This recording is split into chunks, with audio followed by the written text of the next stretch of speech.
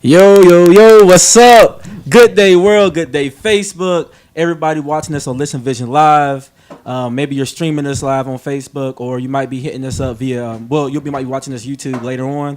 How you guys doing? It's the Nitty Gritty Show. I'm Jay DeCosta. I'm your girl, Katniss. I'm Tay Jordan. Together we are The Nitty Gritty Show. So look, we got a great show lined up for you guys today. Excited to have a very special guest. This is our first politician on, Robert White. Great guy. Just to tell you guys a little bit about Robert. He's a DC native, graduated from Archbishop Curl High School, attended St. Mary's College of Maryland, earning degrees in philosophy and political science, and completing additional studies in Oxford. Also earned his law degree from American University College of Law. Clerked in the district court office from Montgomery County, Maryland. And instead of moving into a private practice, he switched his gears up to help those not getting a chance to take advantage of opportunities benefiting the D.C. area. This prompted his move to public service. In 2008, he served as legislative counsel to Congressman Eleanor Holmes Norton, sat as a lead staffer on congressional oversight hearings related to D.C., and helped draft legislation to give greater independence to D.C. residents. In 2014, he was tapped by Attorney General Carol Ranson to serve as the first director of community outreach for the D.C. Office of the Attorney General. There, Robert designed a blueprint for community engagement that would improve services for those for the most vulnerable residents here in the D.C. area. Robert is happily married to his wife, Christy, an attorney with the U.S. Securities and Exchange Commission, and father to the beautiful, lovely Madison. If you follow him on Facebook, you see plenty of pictures of her. She definitely probably runs that house right now. Yeah, so, Rob, thanks for coming on the show, bro. Thank you for having me. It's a hell of a resume. Yeah. Brother doing work. I appreciate it. Mm-hmm. Working hard. Definitely. Yeah, it was a lot. It's a lot to read. I don't got my glasses on, but yeah, but definitely very accomplished. I know you even studied in Africa for a little while too, didn't you? I did in the Gambia. Yeah. So just traveled, definitely polished, definitely ripe for this position that you're currently working in as a councilman at large. So happy to have you on to talk about our civic engagement for our people. And that from this point, let's really go into our next segment. How was your week, Tay? We always start with you, boo. How was your week? Oh man, as always, I have no complaints. My week was a blessing. Nothing special, just a regular work week, productive. So no complaints. So it's a good week. That's what's up. A good week. It's always a good. Yeah, that's what's up. Yeah. Rob, how's your week, sir? My week was good. My little girl Madison, she turned 1. So Dad just couldn't be more proud. I see she was grabbing on them ribs. Oh my goodness! She said, "Forget the cake. She Give me that rib." So she was good to go. So I had a great week. That's a good taste already. That's what's up.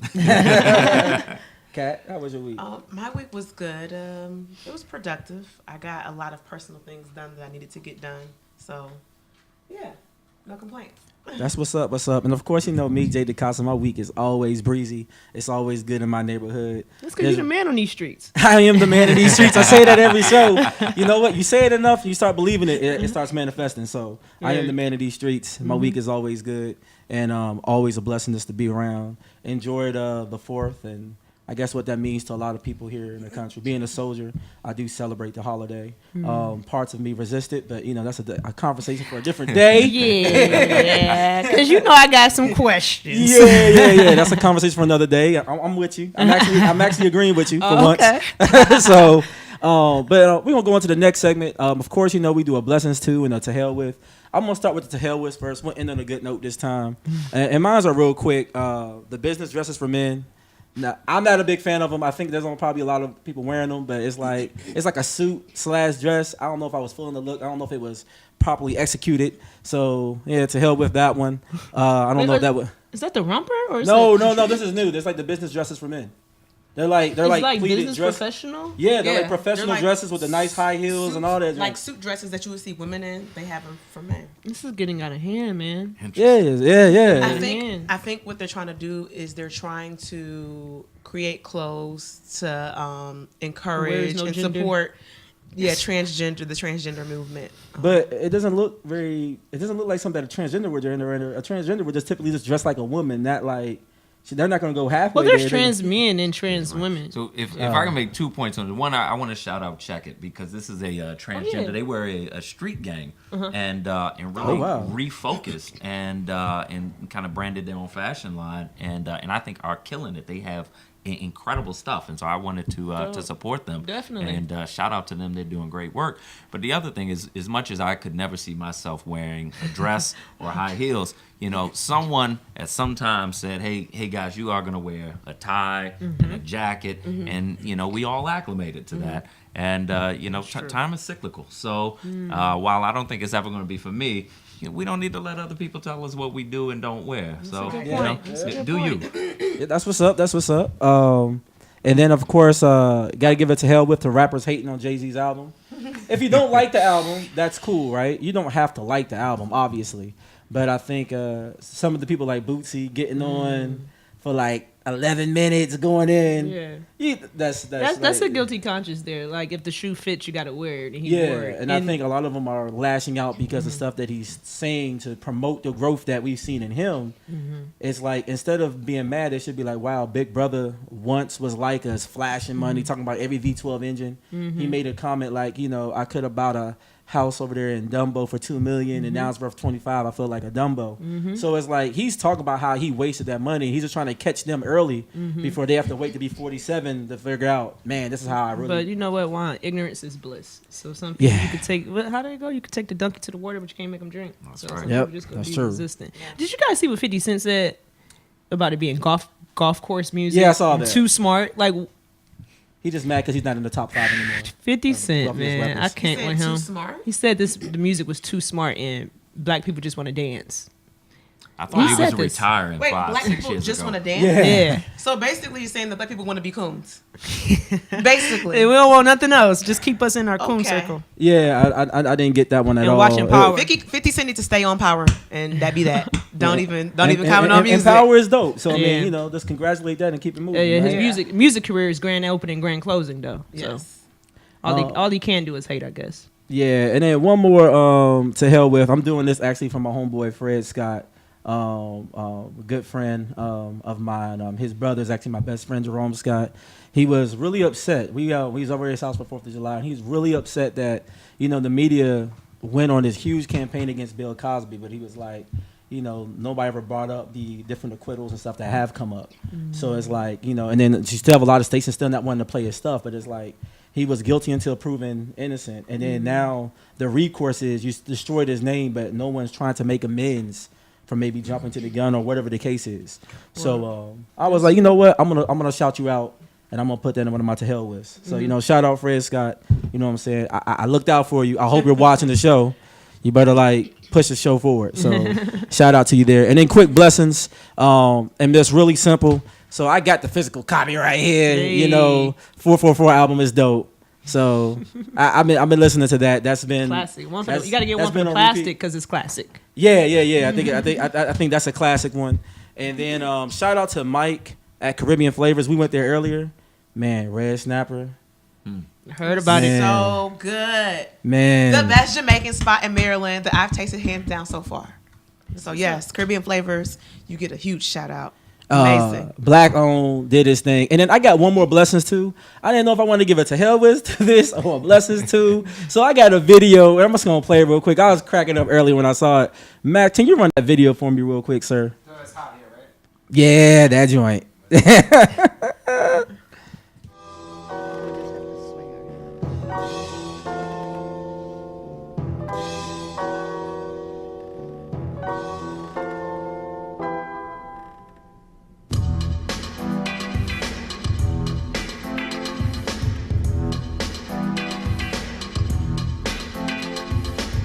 It's getting hot in here, so take off all your robes. I'm getting so hot, I will take my robe off. It's getting hot in here, so take off all your robes. I'm getting so hot, I will take my robe off.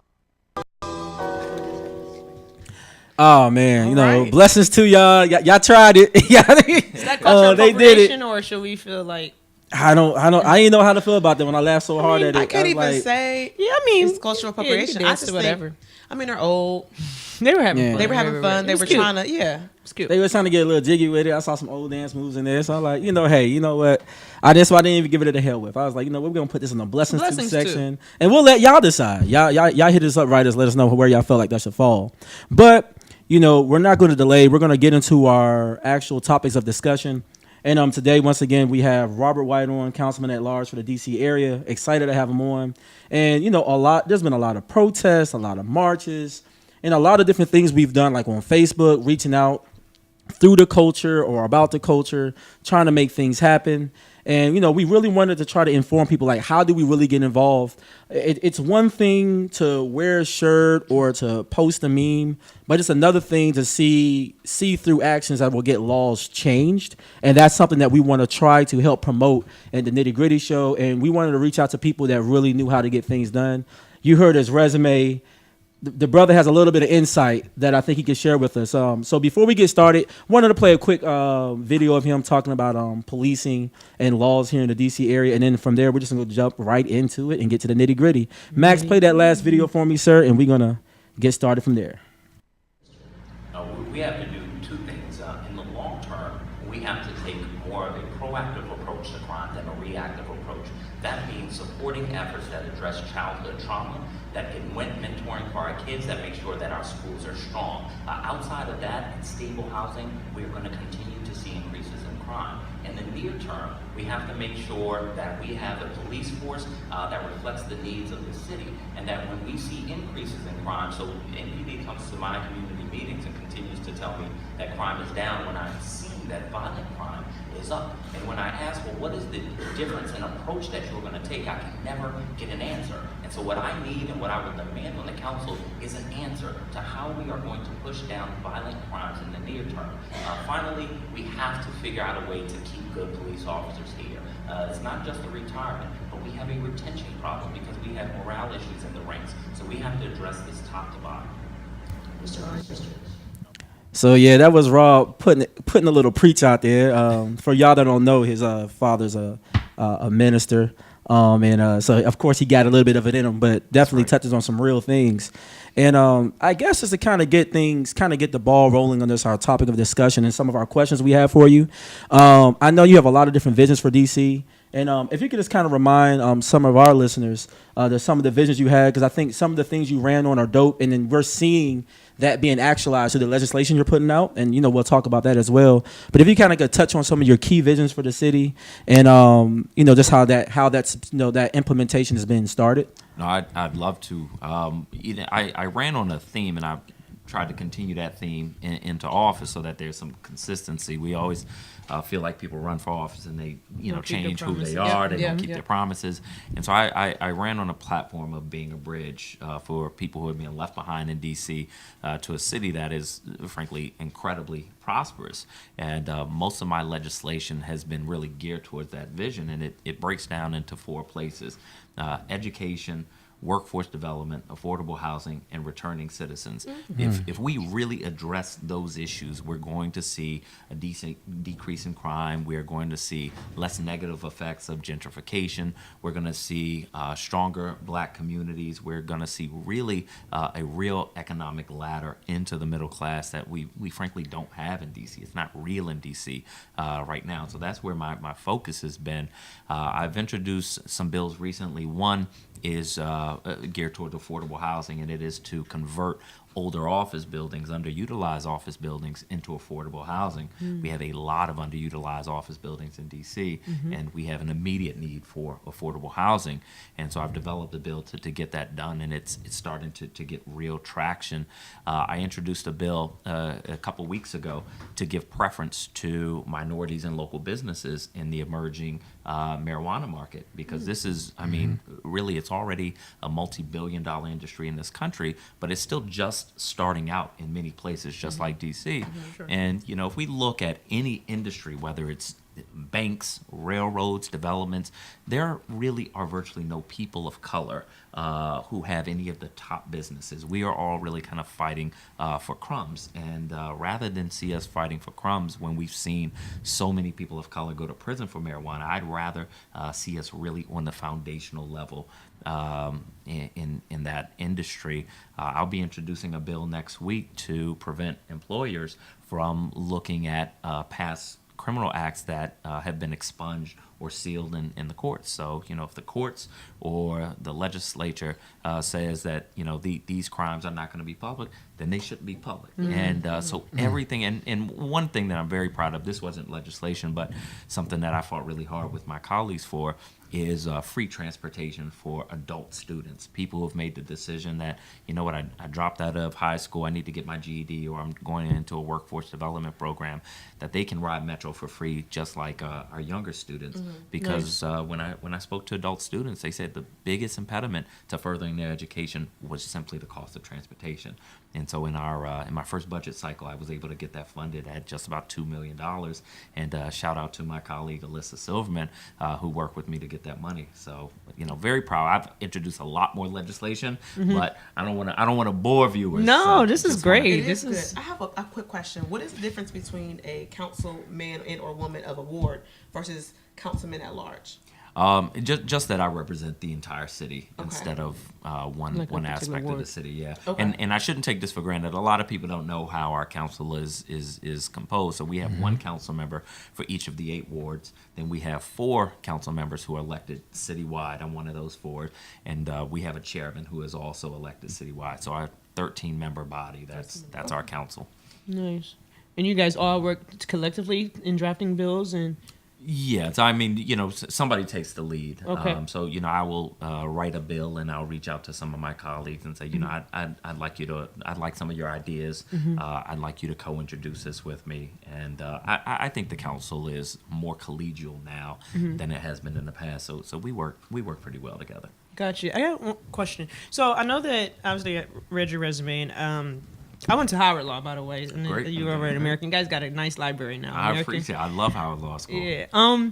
But so I know that you began clerking and you wanted to practice law. What made you go the political route though, and running for office? So I've always been very interested in politics and policy, and always thought that later in my legal career I'd go to Capitol Hill. But I was doing a clerkship in Montgomery County. I lived in Southeast DC. And so just my drive in and back home every day, I saw a huge disparity from where I started at home in Southeast to where I ended up in Rockville, Maryland. And when my 1-year clerkship was ending, I found out just by chance about an opening in Congresswoman Norton's office for her legislative counsel position. And I said, you know what, this is very different than where I saw my career going early on. And I knew that you make very little money on Capitol Hill, but I also felt like the job would be very fulfilling. And so I said, you know what, let me just throw my hat in the ring, put it in prayer, and see what happens. And next thing you know, I was working for her. Wow. But I worked for Congresswoman Norton for about 5 years, and I felt like I couldn't make the impact I wanted to make unless I went into the local level. And so I actually quit my job with her and ran for office with no idea what I was doing, how I was going to do it.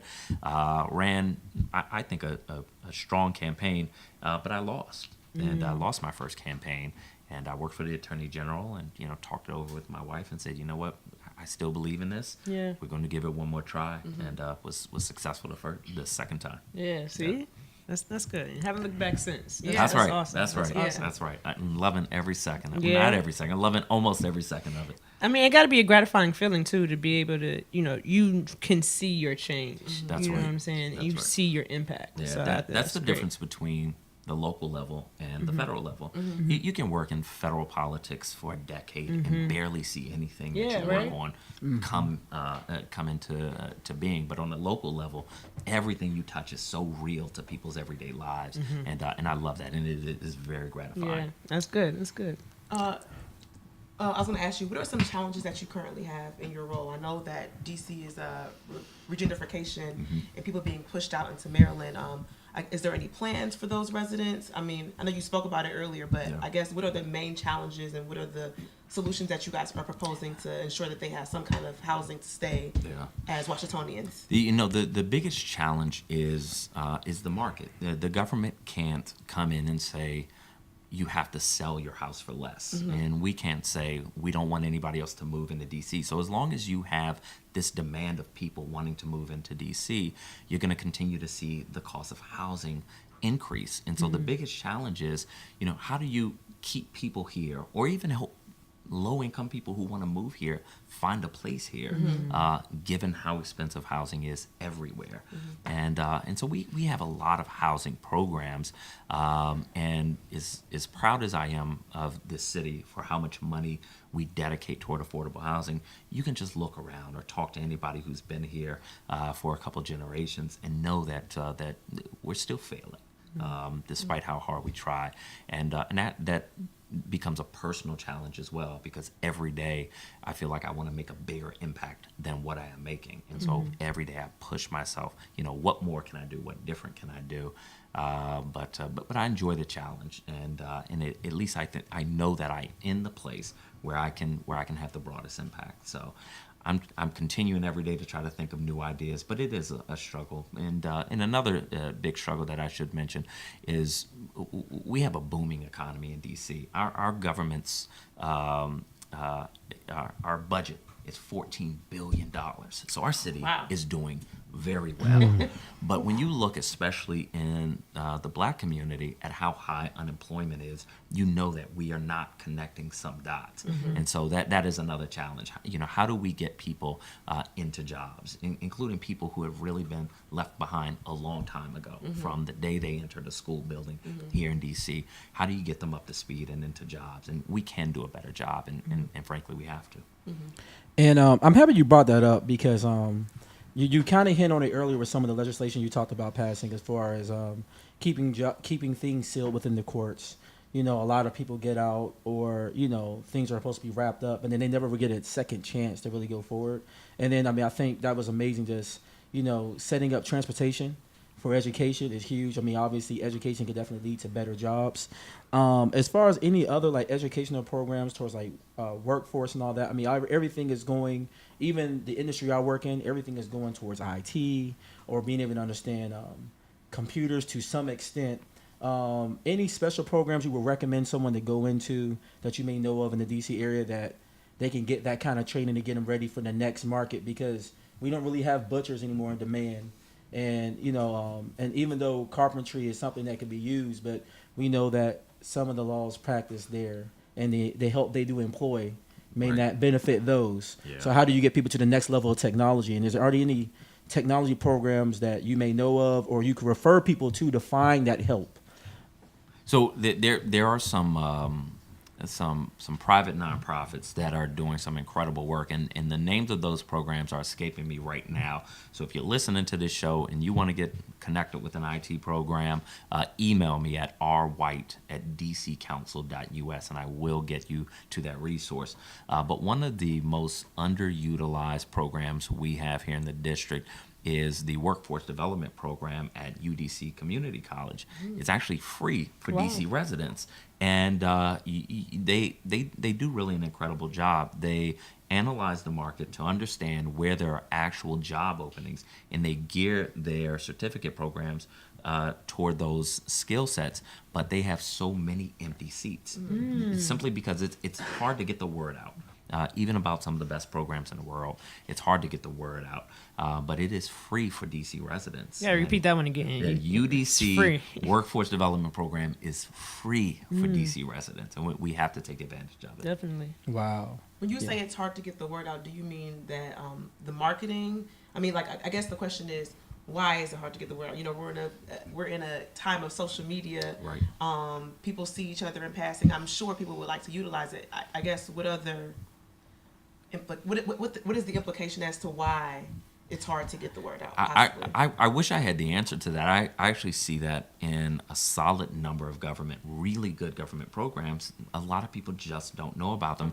It's because, to mail something to every resident in DC, I know this only because I mail things in a citywide campaign. Sending one piece of mail to everybody in DC is going to cost you something like $60,000 or $80,000. Wow. And most people probably won't see it, so that's not a viable marketing strategy. Okay. A lot of older people, DC government, average person is not following DC government on social media, so that doesn't necessarily work. So we go into churches and to schools and try to build some momentum. But I think it is just that we haven't found the answer yet. So if there's some media savvy, communication savvy people out there, you got to break into DC government because we need you. We need you. Now, Rob, I know that you recently, a few years back, you were made the first director of community engagement. So what exactly does that entail in terms of the position, and what does it mean to you?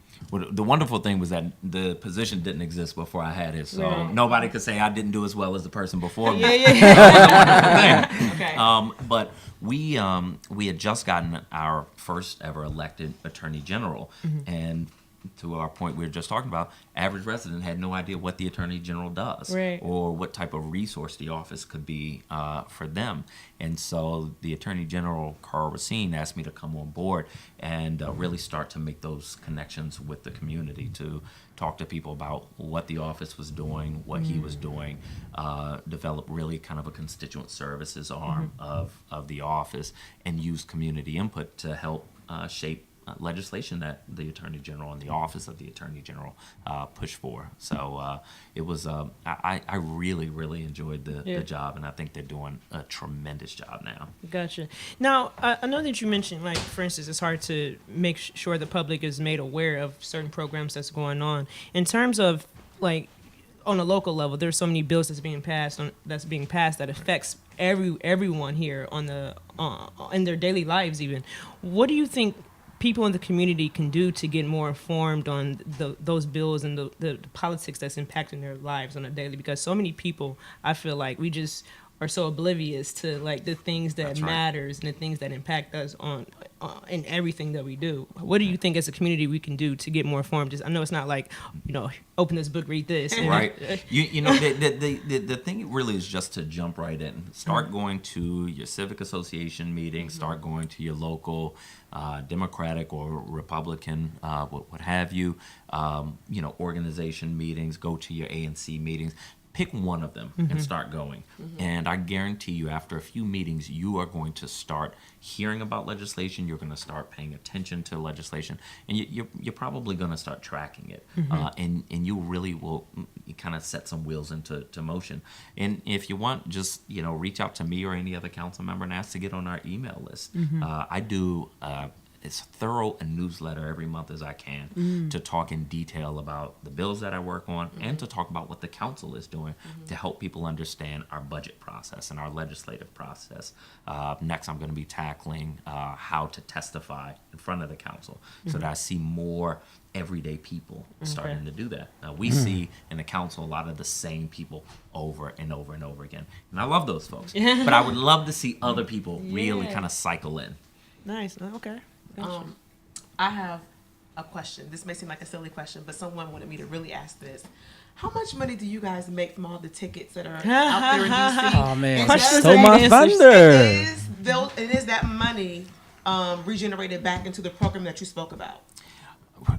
Yes, the money is regenerated back in these programs only because, and this is the unfortunate part, tickets have become a solid part of our funding mechanism in the city, which I think is a flawed thing. Definitely. Today I was driving to the event I was at just before I came here, and I didn't drive very far. I passed like 5 speeding cameras just on my side of the street, and I said, okay, do I really think that these cameras are enhancing safety? Not so much. What they are doing is really buttressing our city's coffers. But that money comes in Unfortunately, we count on it as a government. We count on that money coming in. You know, the money from tickets, the money from these speed cameras, and it gets used in our budget. It's a revenue stream. It is a solid revenue stream, and if They hard to fight too. they are very hard to They're fight. hard to fight. And it seems as though, from my travels, that there are a lot of tickets in Southeast. But then when I go maybe up to like Northwest or whatever, I don't see as many. And I'm just wondering, knowing that the poverty level in Southeast is dramatically different than that maybe of Northwest, you know, why would it be the case? I'm assuming if you wanted to generate revenue, you might want to put the cameras in a place that you know people have a higher income. Yeah. I don't think that there's a higher percentage in Southeast than other parts of the city. They're in Northwest and Northeast, where I am most of the time. There are a lot of cameras. Okay. And, you know, even in my neighborhood, I live in the most kind of random neighborhood near nothing. And we get tickets on our street all the time. There's no competition for parking. But here we are, 3 o'clock in the morning, 2 o'clock in the morning, getting parking tickets for parking less than 25 feet from a stop sign. Didn't even know that was a law. Wow. Until I got a ticket from it. And I started to try to, you know, eyeball it. And then I come out the next morning and I got a ticket. I missed it by 6 inches. You know, Wow. It's pretty bad. It is intense. Probably was $150 fine too. Yeah, and then I'm bad. I forget to pay tickets, and then they double. Oh, And yeah, and that's- so I always end up paying the double amount. And Same. yeah, it kills me. Same. It kills me. And you know, it's interesting you brought that up. I saw the a bill. It was the traffic and parking ticket penalty amendment. How is that going? Because I know that's something that was, I think, put in. If I remember the dates right, it was like March or something like that, to try to help alleviate the I guess the doubling of those costs and That's things right. of that nature. That's right. For DC residents. That was that bill was done by my friend and colleague Trayon White, and I thought it was a really smart bill. And he made what the solid point. He said, look, DC money, the government is going to get its money regardless. You don't have to boot these tickets. You don't need to impound the cars. DC government is going to get its money.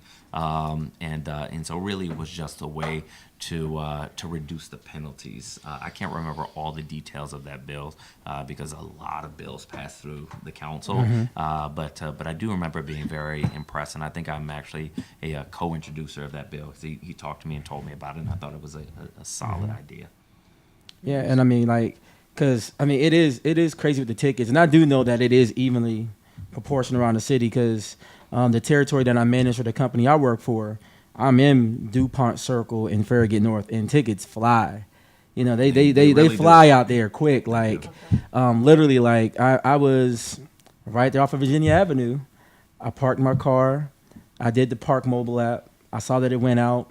So I renewed it like 7 minutes after it went out. Yeah. There was a ticket on my car at 2 minutes Yeah. after it went out. So that means like literally when they're going across, They're waiting they're sitting for you. there waiting. And I remember one time I upset somebody like really bad because this is when one of the machines that had the little, you can dispense a quarter in there. So I saw them waiting on this car. It had like 5 minutes left. And so threw 50 cents in there. That's right. And They don't like that. but they were heated. Like, so I don't guess like there's like that. a quota or something like that involved. So I guess it's a thing. But I'm happy to see that, you know, you guys are working together to try to at least minimize the penalty or the distraction or the inconvenience of what those tickets could be. Because, you know, like we all sometimes forget about those things. That's right. If I get them during work hours, sometimes I could submit for them to be redone, but then I forget to do it just because I have so many other things going on and you forget. And then you have to get that done. And I mean, you can't fight those tickets. That's so. right. And, you know, one of the tough things is that you can get your license suspended because of these tickets. We have a lot of people struggling to make ends meet in the city, and our tickets are not cheap. At all. And so, you know, let's say you're struggling to pay your ticket, your license gets suspended so you can't drive to work. You know, you're really starting to set up some unfortunate barriers in people's lives, you know, all for some parking tickets, some money that I think should not be such a large part of our revenue in the first place. Yeah.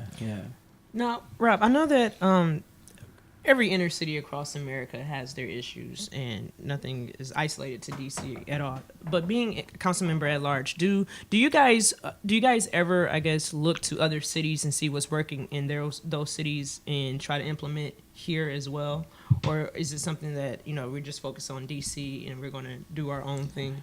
We do look to other cities a lot. Now, I've only been on the council for about 10 months now, and so I still have a lot of learning to do. I haven't taken a lot of trips to other cities to learn what they do, but it's something that I've started looking at.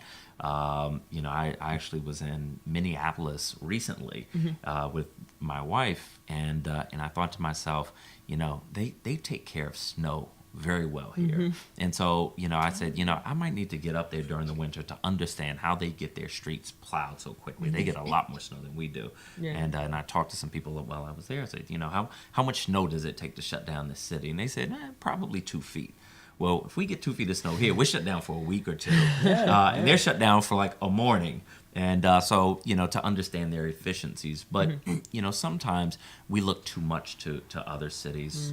So much of what we do in terms of transportation is taken from cities like Portland. Well, Portland, Oregon is really doing some incredible things. But when I look at the racial makeup of the cities that we look at, I say, all right, we need to make sure we're not missing some things because what works for some doesn't work for everybody. And so there always has to be a balanced approach. And, we look the same as other cities in some ways, but we look different than cities in some ways. And, but never good to reinvent the wheel if you can learn from other cities. And frankly, I want to start to look internationally as well because other countries do a lot of things much better than we do. And so we have to really start to understand how other major cities around the globe handle transportation, handle workforce development. We're not the only ones in the world facing these issues. And so I think that we have to start to look a little more broadly. Gotcha.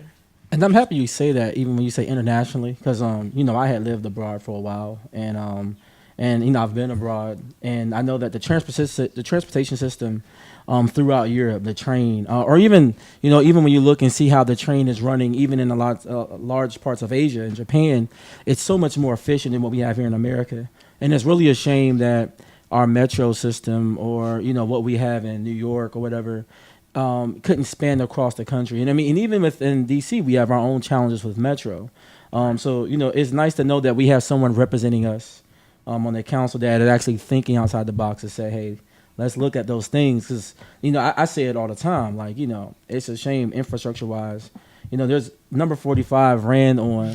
Sorry, I say number 45. I know that doesn't represent your views. But number 45, one of the big things he ran on was infrastructure. And, it's a lot of people bought into that. And I just don't see it happening through that. So I think sometimes maybe we just have to start a little lower. And, if you guys can accomplish maybe your great working here in D.C., maybe it can set the example for the rest of the country of how the metro should be ran or operated. I think our metro is a little expensive.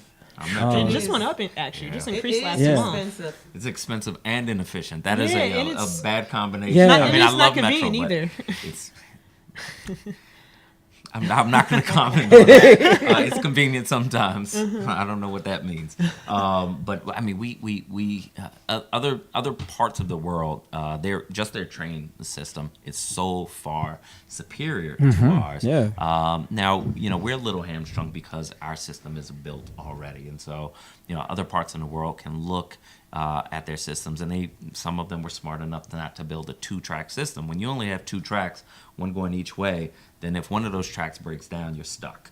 And so if we had built a 3-track system from the beginning, our entire lives would be very different here in the District of Columbia.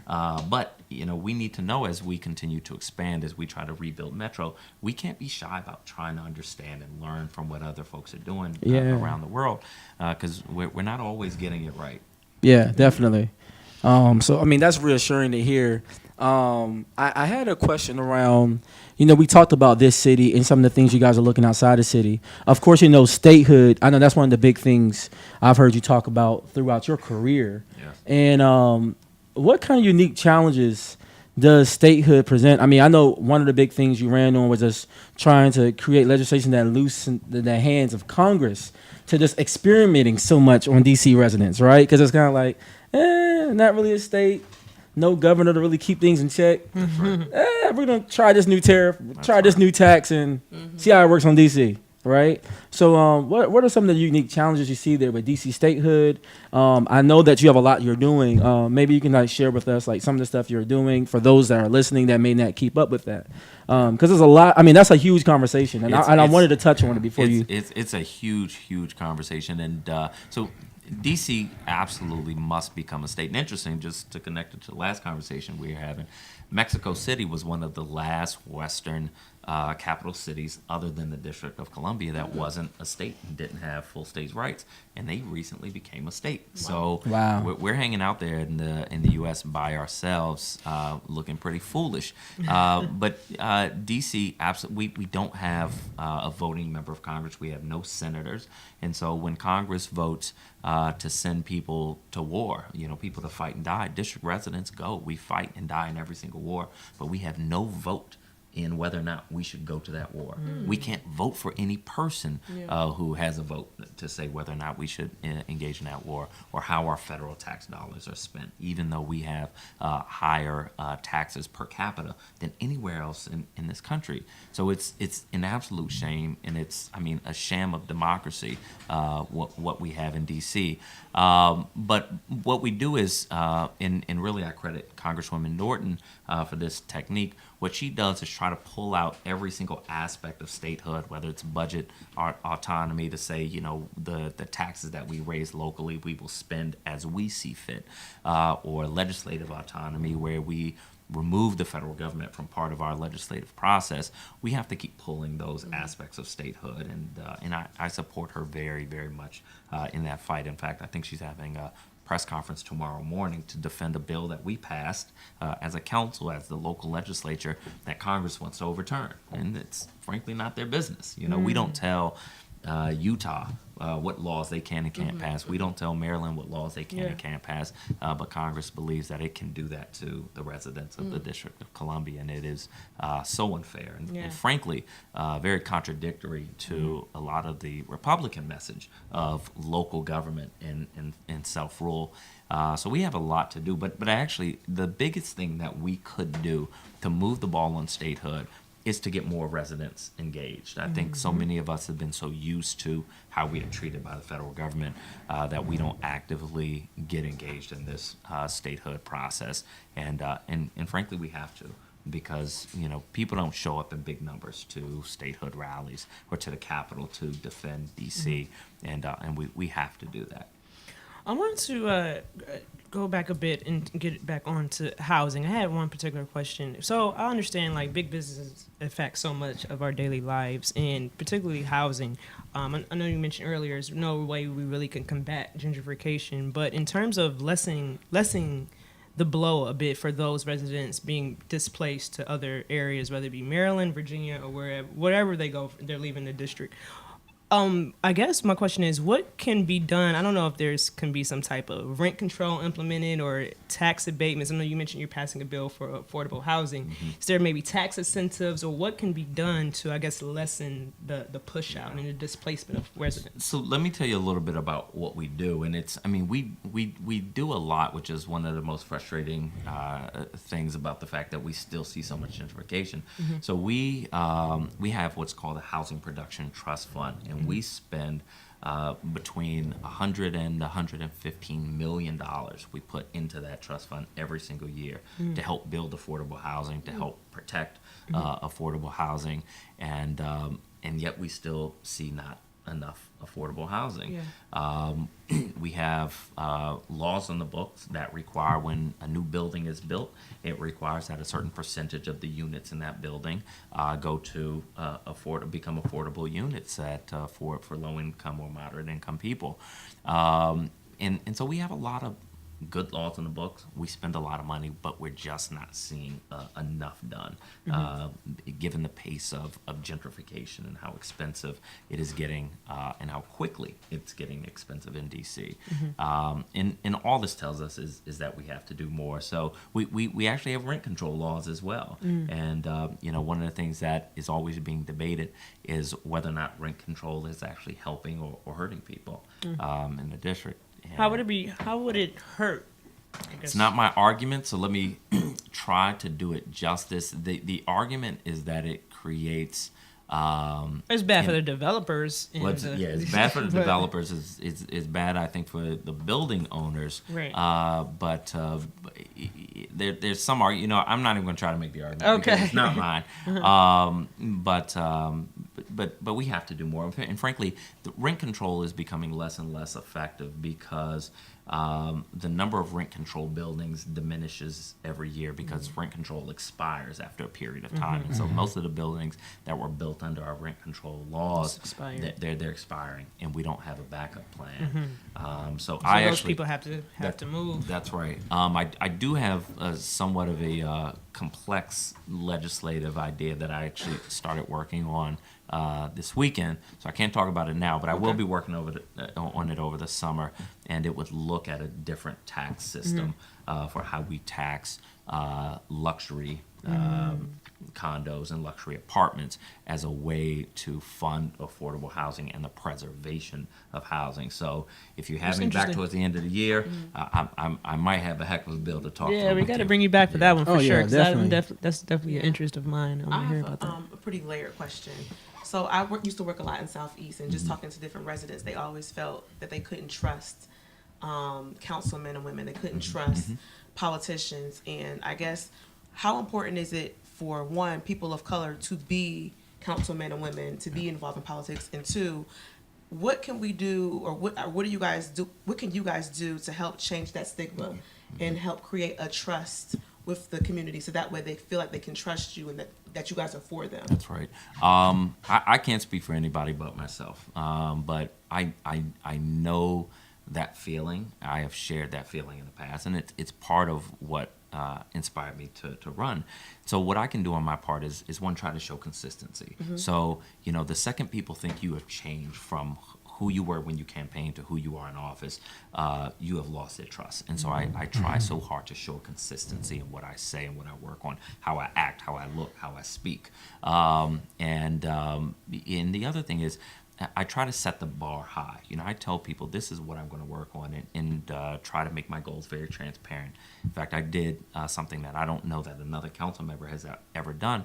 I did a transition report.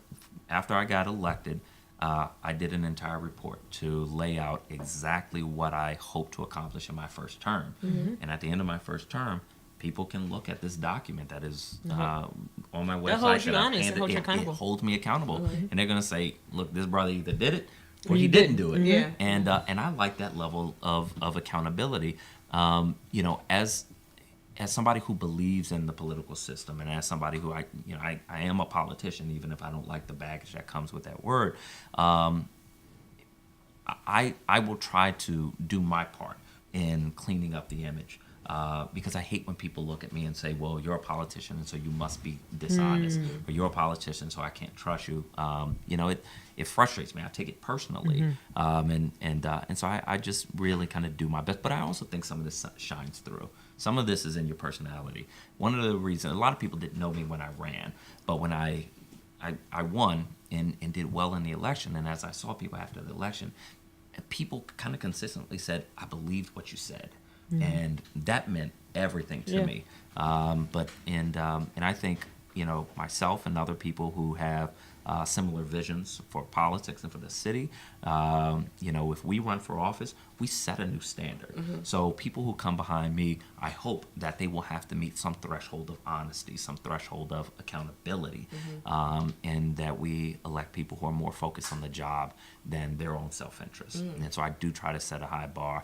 I also try to mentor people to come behind me, because I'm not going to die in office. I'm going to pass the torch, because that's what we have to do, especially in our community. We have to pass the torch instead of creating backlogs of leadership. But to the second piece of your question, it is so important for people of color. Don't say I don't trust politicians, therefore I'm not going to engage. Say I don't trust politicians, therefore I need to become a politician. I like that. Yeah. And, I like that a lot. and the same is true for law enforcement and for prosecutors and for judges. This system will not correct itself. It needs people of color. It needs people with the perspective of those who have been forgotten, those who have been pushed aside, to come into positions of leadership and really change things.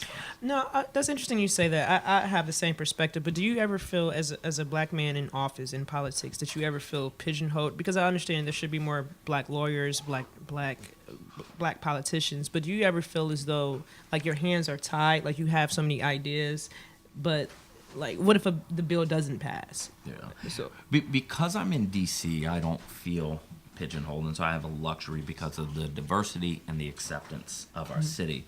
What I feel is something a little bit different, which is I care about a lot of things, and I love policy, but I don't hear enough voices of people standing up vocally for black communities. And so it is something that I take on, not because I want to be the spokesman or a spokesman for the black community, nor am I qualified to be the spokesman for the black community. But if I have a microphone, I have to use it for what I know is right. And so I don't so much feel pigeonholed, but I do feel forced to continue to try my best to be a champion for the black community, to be a vocal proponent for black people and for issues of marginalized people, just because I don't hear enough of it. sure.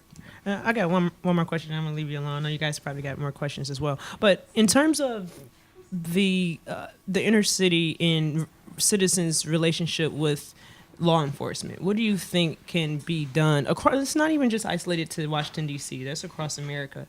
What do you think can be done to, I guess, better that relationship and that interaction between law enforcement and the community? I think that law enforcement really has to get more involved in the community. They have to go to more cookouts. They have to go to more schools. They have to go to more churches, because there's a tension and there's a fear of law enforcement in the black community, and this is not something that's unique to DC. In fact, we probably don't have it as bad as other people. Right. But when you don't see other people as people, it really breaks down the dialogue. And I think that a lot of people in our communities see police officers as police officers, not as people who may have, taken on their jobs for the same reason I took on mine. And a lot of police officers, frankly, don't have enough experience with black people or in black communities. And I look, they've been socialized the same way the rest of us have been socialized, and we are all guilty, whether we like it or not, of a certain amount of racism and negative stereotypes, and it makes them really not the best fit to be in those communities. And so there really has to be more interaction. I sat down recently with the two new patrol chiefs. So these are right under our chief of police. They're in charge of the patrol officers for the entire city. And I wanted to meet with them just about concerns about policing of black people and black communities. And I was incredibly impressed. I think it was Chief Conti and Chief Green, incredibly impressed at, and these are two black men from DC. Chief? They are the assistant chiefs, so they are directly under the police chief. I mean, they are top of the food chain, and these guys get it. And DC really is kind of different too. DC has a large black base in terms of law enforcement. Oh, yeah. Like it's I a mean, lot there's of a lot of officers, period. yeah. I have my final question because I know we're getting short on time. But another question that someone asked me to ask you is that Howard is right here in our backyard, and as we know, it's I think the only HBCU in the District of Columbia. However, we've been hearing recently that they're selling buildings, they're having issues with funding. Is there any way that DC government can help get involved? Because what Howard means to the black community especially is just very important for, blacks who maybe couldn't get into a PWI, and this is their way to feel comfortable and get mentorship and become a doctor or a lawyer, etc. So I don't know, do you guys have any partnerships with Howard? Is that on the horizon? Is it a possibility? Well, I think UDC is also an HBCU, okay. But Howard is unique in this country. It is not a state school, so I don't believe there's a formal relationship between Howard and the DC government, but there are certain institutions that are just so important to our country that we all have an obligation. So, Howard has to be able to handle its own matters, its own affairs. But to the extent that we ever start to see some real slippage, I think it's incumbent upon DC government, upon the federal government, upon anybody and everybody to step in and buttress that. None of us can feel good about ourselves if Howard University closes in our lifetime. If it does, then we all would be to blame. So I don't think that that's going to happen. I don't think that's on the horizon. But things financially are not great for Howard University right now. But they have a lot to balance between all of their programs and the hospital and real estate. So I don't know their situation well, but I do know enough to say that we all have a responsibility to that university, to the Mecca. Sure.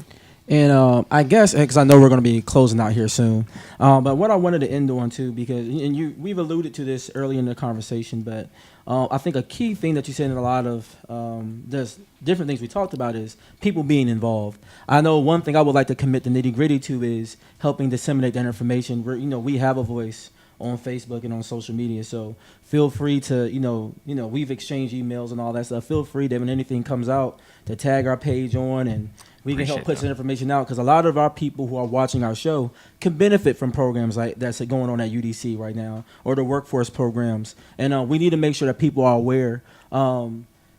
If people don't know, then we can't hold them accountable to what they don't know. And then once they know, then it's up to them. So once again, this is not giving people I'm not succeeding because of this. Well, we want to put the information out so you don't have at least an excuse not to succeed. Yeah. So we want to partner with you on that. But then also, you mentioned some of the meetings you go to and some of the trainings you want to do to teach people how to speak before the council. Is there any more direction you can give people where to go when the show is over, or where they can at least meet with the general counsel, or when those meetings are held in the city? Definitely want people to know where to go, where to start seeing some of the legislation on the city level, and get people involved in the DC area that want to be involved. That's right. So the DC Council has a website, and if you Google DC Council, it will pop up. But I believe it's www.dccouncil.us. Every hearing is publicly noticed. Every meeting that the council does is publicly noticed. The email addresses and phone numbers for every member of the council and their staff are on there. And frankly, we are all, it means, myself, my colleagues, and everybody who works for us and with us, we are all public officials. So reach out to us if you have questions, and frankly, demand information if you need it. I mean, we work for you. So if you have a question, give us a call. If you need help understanding how to testify, give us a call. But please do stay in touch with me in my office, because we do want to do training so that we see more people get involved on the local level. But I could not stress this enough. Get involved in your neighborhood, in your local civic association, at your ANCs. Get involved, because there are so many needs for more people to really play a role there. And so we need people to step up and get engaged. Sure. Yeah, that's awesome. Great information. We're getting ready to wrap up. Before we go, Rob, can you just tell people where they can find you, via whether it's social media or your U.S. email address? Maybe you can shout that out one more time so people know where. If they have any questions, feel free to reach out to the councilman. He's more than happy. He's very personable. I know him very well. And Rob, tell them where they can find you at if they have any questions. Yeah, absolutely. On social media, I'm Robert White _DC. You can find me there.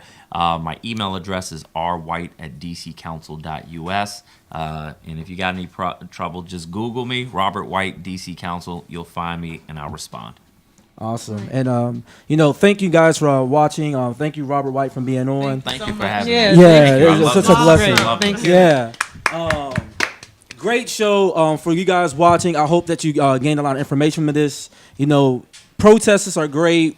Marches are great, but we have to be involved if we're going to we have to make legislative change. Yes. And that's going to only happen by the information that was given us today by our Councilman Robert White. Once again, thank you for having us on. Tay, tell them where they can follow the Nitty Gritty so they can see this information again. Definitely. So you can like our Facebook page, The Nitty Gritty Show, and also follow us on Twitter at TBJ_Nitty Gritty, and also on IG at The Nitty Gritty Show. Awesome. And you guys, this has been another show of the Nitty Gritty Show. We got down to the Nitty Gritty. I'm Jay DeCosta. I'm your girl, Katniss. I'm Tay Jordan. And together we are The Nitty Gritty Show. Be blessed. Peace in the bottle of hair grease. Let's go. Fo. Hope so, Phil.